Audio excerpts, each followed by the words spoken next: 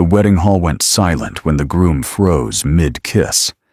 He stared past his bride, past the rows of guests in their pressed suits and silk dresses, straight at the woman in the simple gray dress sitting beside Jonas. The single father everyone had dismissed, the brother they barely acknowledged. The groom released his bride's hands and walked down the aisle. When he reached their table, he stopped. His voice shook when he spoke. "Boss," he said, "I didn't know you'd be here." Jonas turned to the woman he thought he knew. She wouldn't meet his eyes. 3 weeks before the wedding, Jonas sat in the corner of Brew and Page's with a lukewarm coffee and a book he wasn't reading. The bookstore cafe smelled like old paper and burnt espresso. It was tucked between a dry cleaner and a bakery on Maple Street, the kind of place people walked past without noticing. That was exactly why Jonas came here every Tuesday and Thursday morning after dropping his daughter at school. The cafe was nearly empty. A college student typed at a laptop near the window. An older man read the newspaper by the register. Jonas kept his head down. He'd learned that looking busy meant people left you alone. He didn't need conversation. He just needed a place where no one knew him as the divorced guy with the kid, the one his family talked about in careful voices when they thought he couldn't hear. The door opened. A woman walked in wearing jeans and a loose sweater, her dark hair pulled back in a ponytail. No makeup. No jewelry. She looked tired in a way Jonas recognized, not the kind of tired that came from a bad night's sleep, the kind that came from carrying weight no one else could see. She ordered a black coffee and sat at the table across from him. Jonas glanced up briefly, then back at his book. She didn't look at him at all. That was how it started. Not with conversation. Not with introduction. Just two people occupying the same quiet space, grateful that neither expected anything from the other. She came back the next week. Same table. Same coffee. Same tired eyes. This time she brought a laptop and worked in silence. Jonas didn't ask what she did. She didn't ask what he was reading. It was an unspoken agreement between strangers who understood that some places were meant to be neutral ground. The third week, she forgot her charger. Her laptop died halfway through whatever she was working on. She closed it with more force than necessary and leaned back in her chair. Jonas kept reading, but he could feel her restlessness across the small space between their tables. The woman spoke suddenly, still staring at her blank screen. "Do you ever feel like the world is too loud?" Jonas looked up. She wasn't looking at him. She was looking at nothing, really. Just speaking into the air like she wasn't sure anyone would answer. He set his book down on the table. "Every day," he said. She smiled faintly, the kind of smile that didn't reach her eyes but meant something anyway. "Good. I thought it was just me." That was the first real thing they said to each other. Her name was Aria.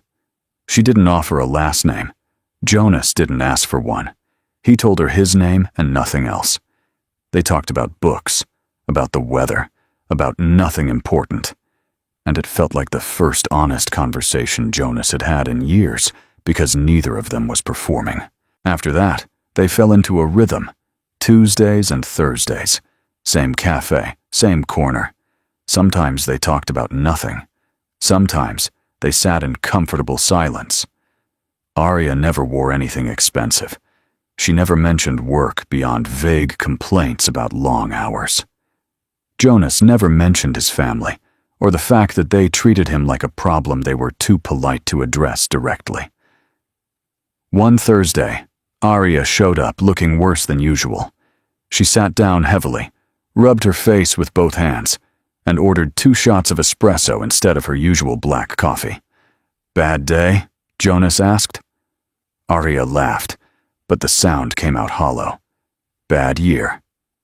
Jonas didn't press, but Aria kept talking anyway, her words coming faster like she'd been holding them in too long.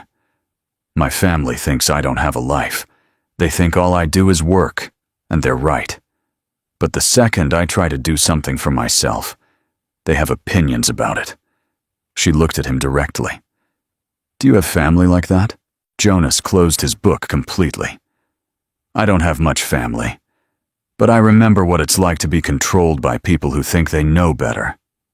Arya studied his face for a moment, then nodded slowly. I wish I could just disappear sometimes. Just be no one. Jonas understood that more than she knew. They kept meeting. Weeks turned into a month, then 2. Arya started smiling more, real smiles that changed her whole face. Jonas found himself looking forward to Tuesdays and Thursdays in a way he hadn't looked forward to anything since before the divorce. She made him feel normal, not like the single father his family pitied, just normal. And he made her feel seen in a way that had nothing to do with whatever she did outside this cafe. Then one Thursday, Arya didn't show up. Jonas waited for an hour, telling himself it didn't matter. People had lives. But the next Tuesday, she wasn't there either. The cafe felt different without her, quieter in a way that pressed down on him. On the following Thursday, she finally walked in. She looked different. Her hair was styled. She wore a blazer over a simple blouse. She looked like someone important, someone who belonged in boardrooms instead of corner cafes. She sat down across from Jonas and set a cream-colored envelope on the table between them. Her hands weren't steady. I need to ask you something, Arya said. Her voice was even, but Jonas could hear the effort it took to keep it that way. And you can say no. I'll understand if you do. Jonas looked at the envelope. The paper was heavy, expensive. What is it? Arya took a breath. My sister's getting married. It's in 2 weeks. Big event. My whole family will be there, and I don't want to go alone.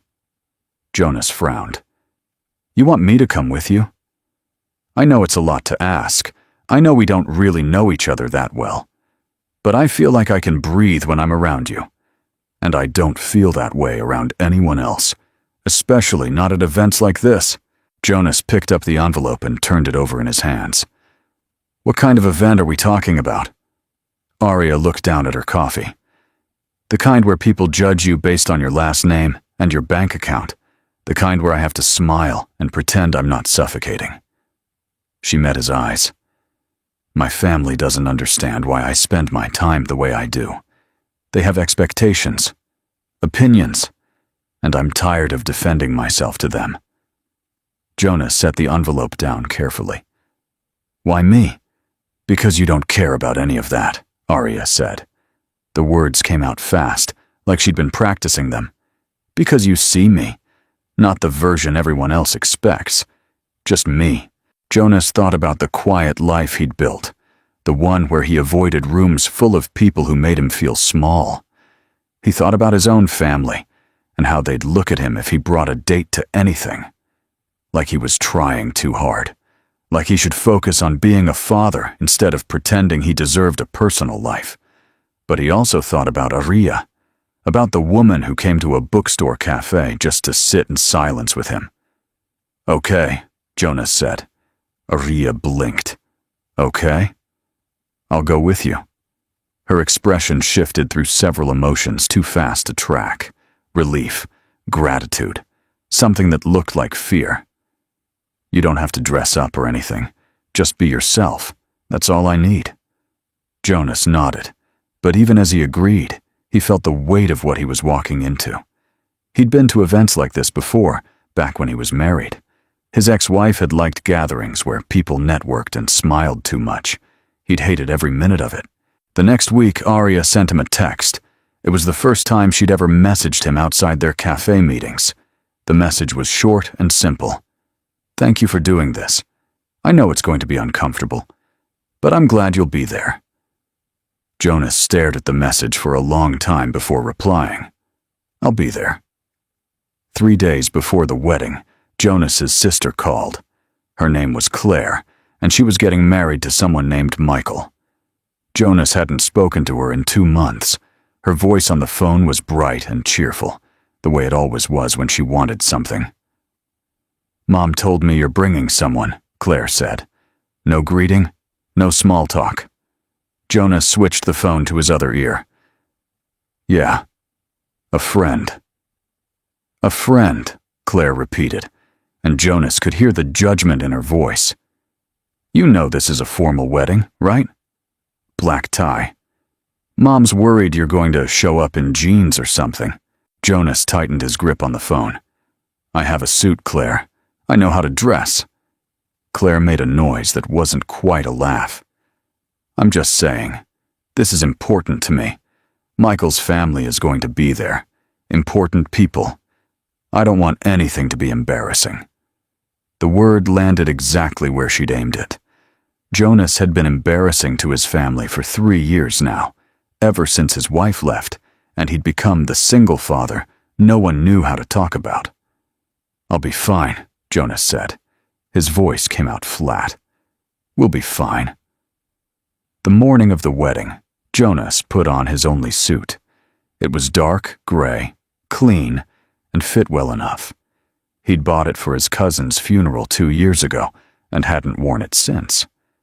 He looked at himself in the mirror and saw exactly what his family would see. A 34-year-old man who worked in tech support and lived in a rental house. A man who didn't belong at black tie weddings. But he went anyway. Aria picked him up in a sleek black car that made Jonas do a double take, the kind of vehicle he'd only seen in commercials. She was already dressed, wearing a simple gray dress that somehow made her look both elegant and understated. Her hair was down, and she wore minimal jewelry. She smiled at him, but there was tension around her eyes. You look great, she said. Jonas got in carefully. The leather seats were softer than his couch. You look nervous. I am. Aria started driving. My family's going to have opinions about everything. About me bringing someone.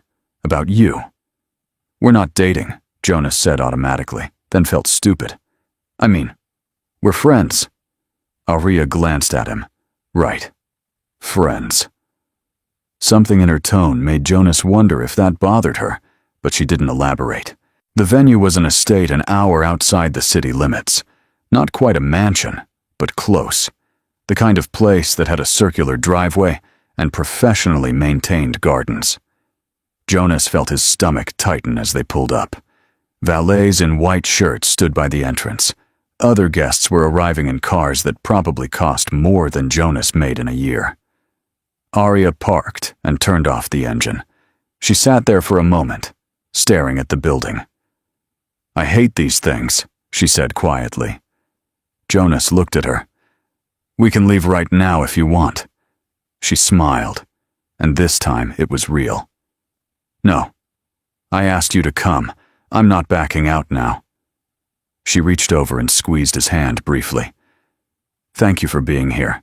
They walked in together. The entrance hall was all marble and crystal chandeliers. People stood in clusters, talking in low voices, holding champagne glasses. Jonas saw his mother immediately. She was standing near the coat check, talking to Claire. Both of them turned when Jonas and Aria entered. His mother's smile didn't reach her eyes. She crossed the hall toward them, her heels clicking on the marble floor. She was dressed in a pale blue dress that probably cost more than Jonas's rent, her hair perfectly styled. She looked at Jonas, then at Aria, and her expression went carefully neutral. Jonas, she said, you made it. Mom, this is Aria, Jonas said. Aria, this is my mother. Margaret. Margaret extended her hand to Aria with the kind of politeness that felt like a weapon. How lovely to meet you. Jonas didn't mention he was bringing anyone. Aria shook her hand. I hope it's not an inconvenience. Of course not, Margaret said, but her tone suggested otherwise. She looked at Jonas. Claire wants to see you before the ceremony. She's in the bridal suite.